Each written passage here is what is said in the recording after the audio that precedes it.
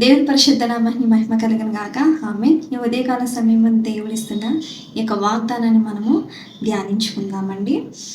మొదటి పేతురు 5వ అధ్యాయము 7వ వచనము. ఆయన మిమ్మల్ని గూర్చి చింతించుచున్నాడు గనక మీ చింత యావత్తు ఆయన మీద వేయుడి. దేవుడు ఈరోజు ఈ వాగ్దానం చేత మనతో మాట్లాడుతున్నాడండి. ఏమనంటే, దేని కొరకు చింతిస్తున్నారు మీరు? మిమ్మల్ని మీ చింత యావత్తును నా మీద వేయమని దేవుడు మనతో స్పష్టంగా మాట్లాడుతున్నాడు. ఈరోజు ఈ దినములో మీకు ఏ చింత ఉందో ఆ చింతనంతటిని ప్రార్థన రూపంగా ఈ వాగ్దానం ఎత్తుపట్టి ప్రార్థన చేయండి. దేవుడు ఉన్నతమైన కార్యాలు జరిగిస్తాడు. ఈ చిన్న వాగ్దానం దేవుడు దీవించును గాక. ఆమెను ప్రార్థించుకుందాము. మహాపరిశుద్ధుడా, మహోన్నతుడా, నీకు స్తోత్రాలు తండ్రి. ఈ ఉదయకాల సమయం అందు నీ వాగ్దానం ద్వారా మాతో మాట్లాడినందుకు వందనాలు ప్రభువా.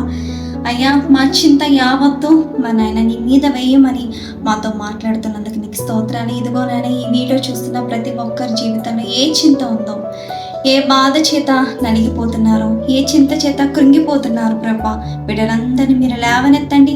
నీ వాగ్దానం చేత ప్రభా మీరు వారిని బలపరిచి ఈ ప్రార్థన ఆశీర్వాదకరంగా మీరు మార్చమని ప్రార్థిస్తూ, ఈ దినము మా పట్ల మరి ప్రభా ఈ వాగ్దానం మా అందరి జీవితాలు నెరవేర్చమని వేడుకుంటూ ఇచ్చిన యొక్క సమయం బట్టి నీకు స్తోత్రాలు చెల్లిస్తూ ఇస్తున్నాము. ప్రార్థన అంతటిని సమర్పిస్తున్నాం తండ్రి. God bless you.